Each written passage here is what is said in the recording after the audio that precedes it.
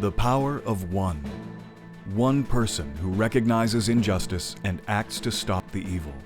This was Raoul Wallenberg. His name is synonymous with compassion, selflessness, and courage. The type of anti-hero that movies are made of, standing up for the underdogs of the century. When much of Europe shook with fear at the Nazi war machine, Wallenberg fought back, armed with only his iron will and his determination to do good.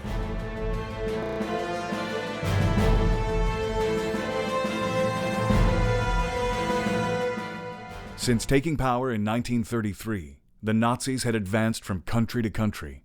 For Jews, Nazi control meant abuse, torture, and murder in virtually every community, threatening the very existence of the Jewish people. To many, it seemed that Hitler was unstoppable. In March 1944, Hitler invaded Hungary and deported some 450,000 Hungarian Jews from the countryside, most to their death. In Budapest, more than 200,000 Jews awaited the same fate. The Swedish government and the American War Refugee Board searched for a representative to defend the Jews of Budapest. Raoul Wallenberg's name topped the list. Besides his reputation for initiative and achievement, Wallenberg was worldly. He had studied in the United States and had witnessed firsthand the calamity the war was causing throughout Europe. He had also worked in Haifa, where he befriended Jews who had escaped Nazi Germany. So here comes this Swedish gentleman from a distinguished family and is willing to risk his life. And that gives one back some of this feeling that maybe we are worth saving. When Wallenberg arrived in Budapest in July 1944, he jumped into action, issuing thousands of protective passports, Schutzpass, with the Swedish seal, giving Jews the status of Swedish citizens and a way out of the country. They separate us and forced us into the wagons.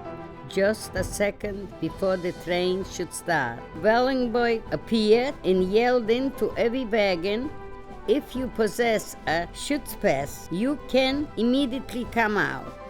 Operating from the Swedish embassy with some 300 volunteers, Wallenberg established safe houses under Swedish protection in which hundreds of Jewish families lived out the war in the midst of Nazi occupation. Some survivors tell of Wallenberg placing divers at the banks of the Danube to stealthily rescue Jews who had been pushed to their death by Nazis from the bridges above. Wallenberg's particular genius was for saving lives. Through his bold action, tens of thousands of Hungarian Jews survived. Under constant personal threat by the Nazis, Wallenberg carried on, thinking not of himself, but of a better future. Long before the outcome of the war was certain, he drew up a post-war reconstruction plan that would help ensure the continuity of the Jewish people. I am here, and so are my children and my grandchildren. Because of him, only because of him, he gave me my life. At the close of the war, Wallenberg was arrested by the Russians. According to some, he died from a heart attack in Lubjanka prison in 1947. Others say he was executed. Some reports say that Wallenberg languished far longer in Soviet captivity, perhaps even to this day.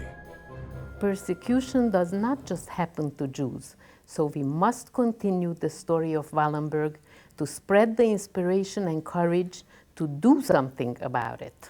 Wallenberg didn't ask what needed to be done.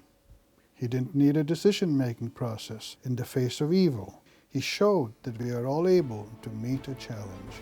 In every generation, great individuals have come forward to provide us with a moral compass, to teach us how to take action by their own selfless example. Our troubled future calls out for others to come forward, to take their place beside Raoul Wallenberg. The power of a single individual, unfettered by apathy, undeterred by fear. The power of one, who, in caring and acting, made all the difference.